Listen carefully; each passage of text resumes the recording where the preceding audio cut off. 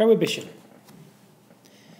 In January 1919, an amendment to the Constitution was passed saying that alcoholic drinks would be forbidden. The Volstead Act of 1920 made this law. It said liquor was any drink that contained more than 0.5% of alcohol. This experiment goes on until 1933. America was not the first country to try this.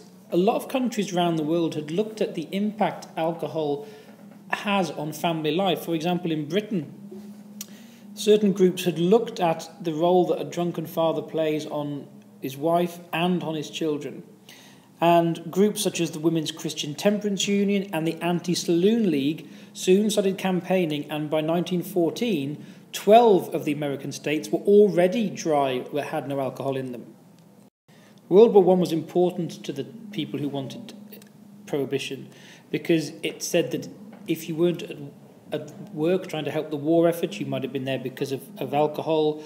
Buying German lager was no longer the thing to do, bearing in mind they were the enemy. So World War I helped, and by the end of the war, 48 states were now free from alcohol. The start date for Prohibition was the 17th of January 1920. It was a momentous day, and the country couldn't really believe it had gone this far.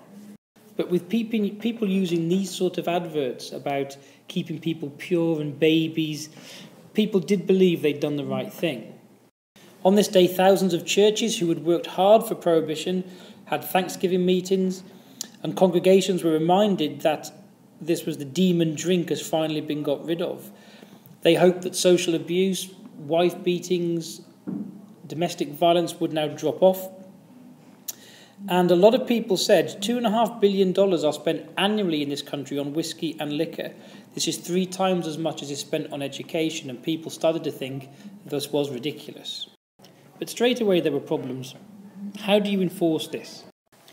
Many people, even ones in position of authority, used to visit speakeasies like this one and have a drink. The police did, judges did, politicians did, so it made a mockery of the whole thing. They used to smuggle the alcohol across from borders like Mexico or Canada, and these bootleggers sold it to the speakeasies for quite high prices.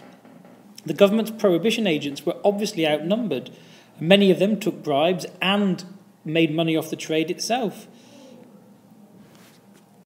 Sometimes these speakeasies disguised themselves as jazz clubs, but by the end of the 1920s there were 30,000 speakeasies just in New York, and 200,000 across the whole of the country. Depending what alcohol you got was variable, though, depending on what the bootleggers could get. And sometimes homemade moonshine, as it was called, cost the lives of 5,000 people because it was just pure poison, a lot of it. Some prohibition agents did take their job seriously, the 2 most famous ones being Izzy Einstein and Mo Smith, and sometimes they did have raids, and sometimes alcohol was destroyed.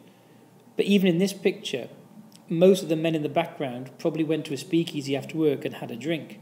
So it was an idea that America liked, but in reality, Prohibition did not work because people liked to drink.